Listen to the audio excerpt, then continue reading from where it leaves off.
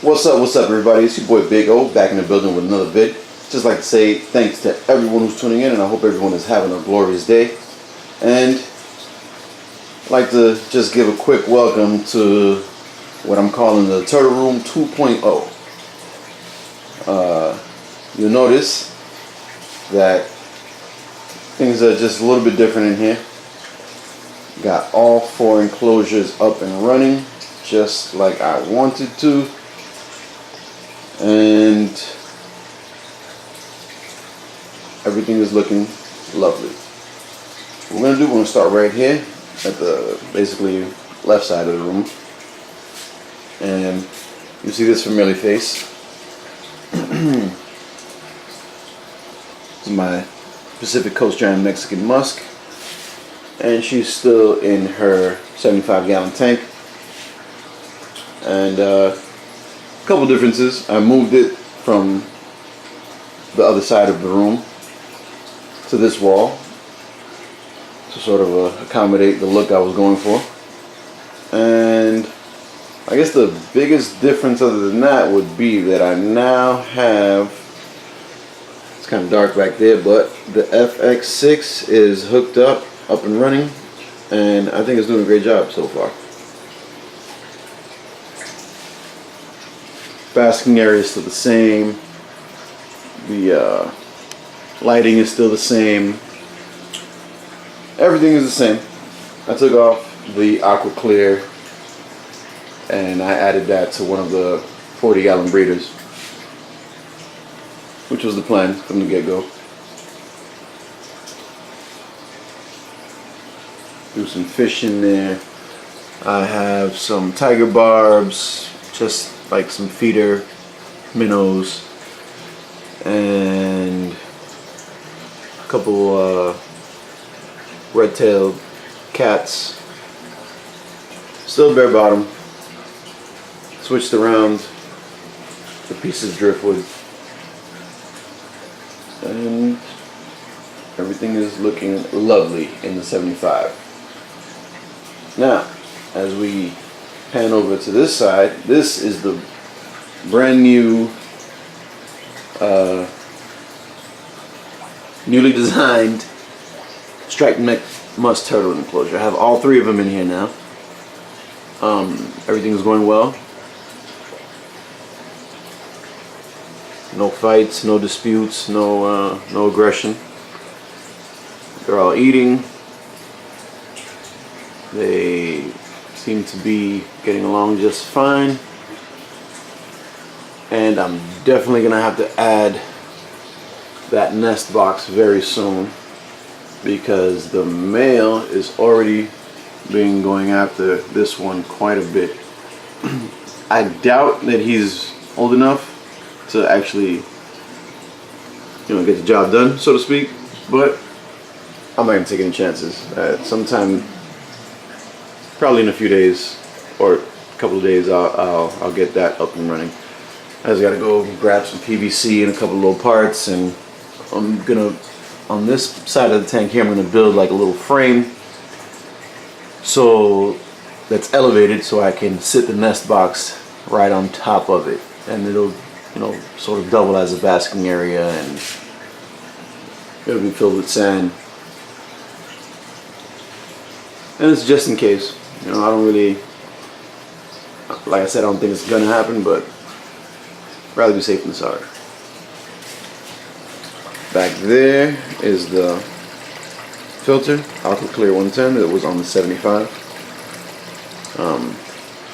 Built this egg crate sort of canopy. It's all one piece. Put that together really quickly. I put it up so high to accommodate the height of the nest box, and to give it enough room to add a basking bulb without the bulb being too close to the surface of the basking area itself.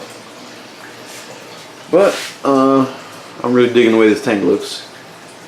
Obviously I'm gonna have to change a few things around when I install the nest box, but no big deal. I like to switch things around constantly anyhow. And there is, I think, the male. It's way too dark in this log, but you can probably see him just moving around a bit.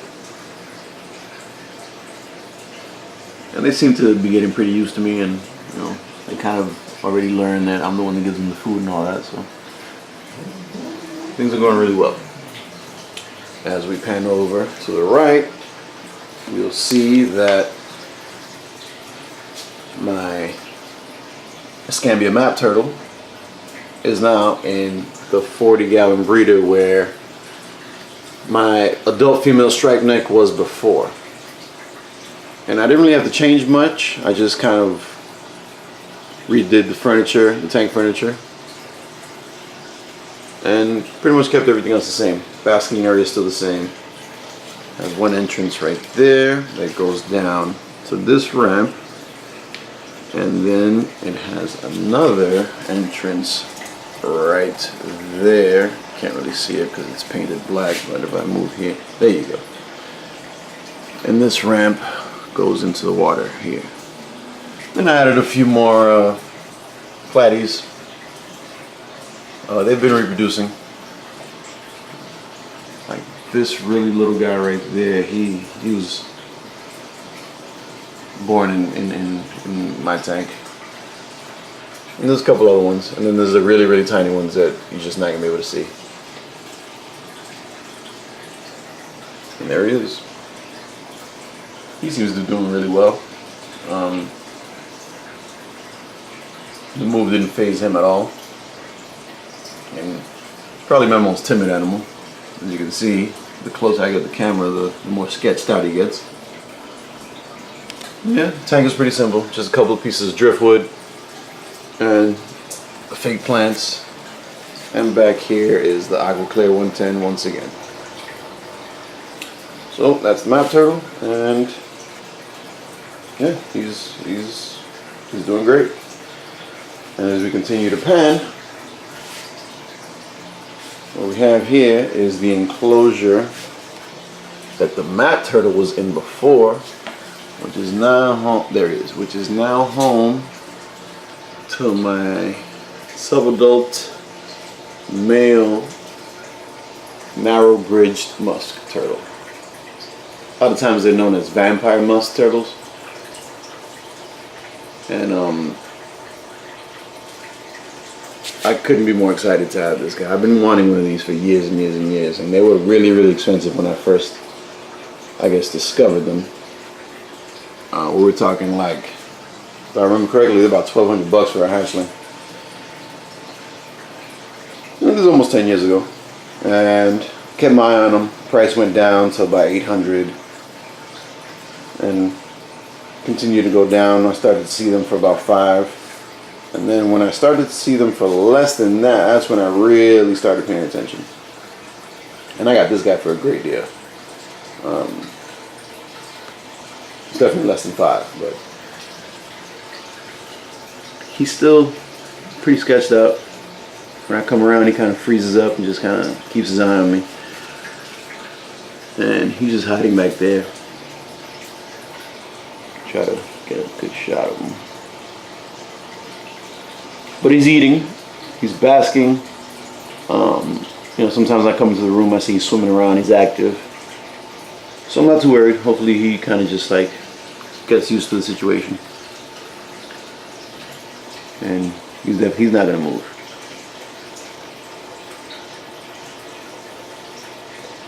Yep, but the tank rearranged a few things.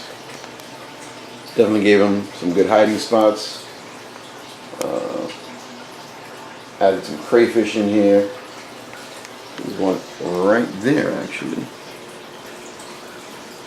This one actually just molted too. And turtle ate some of the molt, and I got to get the rest of that out of there. But yeah, I got some crayfish in here. There were two. I don't know if I've only seen one lately. Maybe he ate the other, but gave him also a few feeder fish. And there's actually some baby platies in here, some platy fry that I missed when I was taking everybody out of the tank. And they're growing in here too. I can see two of them right now. They're not going to show up on the camera. It's way too small. Maybe if I can. There it is. A little tiny guy. That's one of them. There's a handful of those in here. But yeah. As I said, he's still really timid. But I'm hoping he'll kind of come out of that sooner than later. And it's essentially the same setup as when the mad turtle was in here. The tank furniture is different, of course, but you know, the lighting and the filter is also the same. Aqua Clear 110. And you know, for right now, this is really where I wanted to be in the turtle room, as far as the number of enclosures and you know the species of turtles that I'm keeping and things like that. Eventually, as time goes on and I get a little more space, definitely going to expand. But I'll probably get into more of the breeding side of things. I'm going to try my hand. This is going to be sort of my breeding training program in regards to like me just learning the process and just becoming familiar with actually, you know, doing it myself. I can watch videos and read as many books as possible, but you know, it's nothing like first-hand experience. So we're going to try to breed these guys in the coming years. The strike necks, that is. And hopefully it goes well. Hopefully I'll be able to add to this group in the future. And perhaps I'll move on to a couple other species that I have in mind. But yeah, just wanted to throw this update out there. I feel like it's a pretty huge update. I moved everything around, except I don't really move everything around, but definitely was a big shuffle. And I just really like the look of the room. I like the placement. I love my animals. And very exciting times here at the Turtle Lessons. So, with all that being said, we're going to go ahead and bring this one to a close. Just want to say thank you once again to everyone who's tuning in. And until the next time, happy reptile keeping. Peace.